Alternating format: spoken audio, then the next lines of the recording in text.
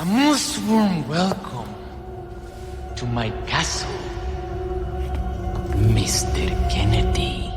Resident Evil 4 Remake is just a few weeks away, but Capcom offered IGN one more look at this highly anticipated survival horror game ahead of the launch with plenty of enticing new details to pore over. We saw nearly 20 minutes of new Resident Evil 4 Remake footage and noted some of the most exciting details. We are just getting started, rookie. In an interview with IGN about how the development team figured out what new gameplay mechanics to add to Resident Evil 4 Remake, director Yasuhiro Ampo said this: "When looking into making the remake, the team didn't want to disturb the main mechanics of the original game. However, when looking into the game, they looked into what they could add on top of what was already there, what was already good, and making everything even better."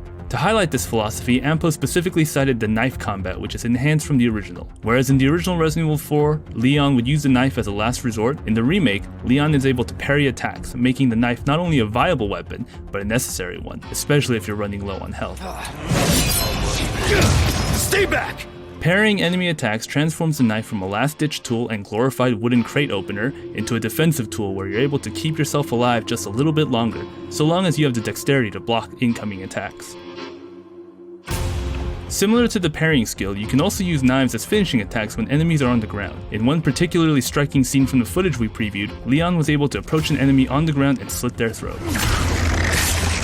It's a particularly brutal sequence, but one that points to how Resident Evil 4 Remake will maintain an equal balance of horror and action. In previous interviews, the Resident Evil 4 Remake team said that the game will be somewhat bigger than the original. While that certainly won't make Resident Evil 4 into an open world game, there appear to be some optional side quests Leon can complete through the mysterious blue parchments. In one scene, Leon picks up a blue piece of paper asking him to bring them a rare gold chicken egg. Completing this side mission rewards Leon 3 spindles that he can later sell to a merchant for some cash.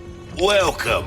In Resident Evil 4, Leon's best friend is an attaché case that houses all of his gear. Not only is the case back in the remake, but players will be able to customize the attaché case with different color options, and can even add little charms to personalize the case. In the preview video we watched, Leon is able to add a little chicken charm to the corner of his case. Your mission in Resident Evil 4 is to rescue Ashley Graham, the daughter of the President of the United States. Spoiler alert, you find Ashley partway through the game, but that doesn't mean your mission is over just yet. Ashley will begin following Leon around, and it's up to the player to keep Ashley safe from enemies while trying to escape this hostile village. Ashley has some new abilities this time around, like being able to unlock doors for Leon. He is also able to direct Ashley to either stay close behind him or hang back a bit while he takes care of some enemies. Stick close. Okay. She also sports a new look in the remake, something Capcom's producer says was meant to remedy something from the original game. He said, "So looking into the environment that she is in, and looking into the season that the game is taking place in, it was taking place in a very cold area in Europe, and in that way, she was a bit underdressed for the weather, so to speak. So the team decided to add a jacket that suited her." You hurt? No, I'm okay. Fans may have already spotted this in some of the new trailers, but Resident Evil 4 Remake will feature at least one new weapon, the Bolt Thrower. These are explosive mines attached to silent bolts that can not only take care of tough enemies from afar, but they're delivered in a silent way, making them almost like a stealth weapon, at least until they explode. This brings us to another point, stealth. The developers confirmed in our interview that Leon will be able to use stealth to get past enemies in the remake. Not only can Leon crouch, but if you're careful enough, you can get past enemies by silently dispatching them with the knife or creating distractions from a distance using the Bolt Thrower. The new stealth mechanics come particularly in handy when fighting the Garrador, which rely on sound to track down Leon's location.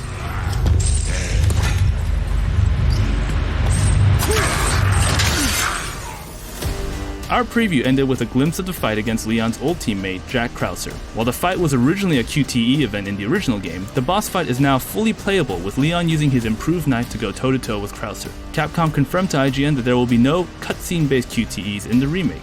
However, there are times during combat where players will have to mash a button in order to escape. That's everything new and exciting we caught during our hands-off preview. For more spooky goodness, you can read our ongoing coverage of the new survival game Sons of the Forest, and for everything else, keep it here on IGN.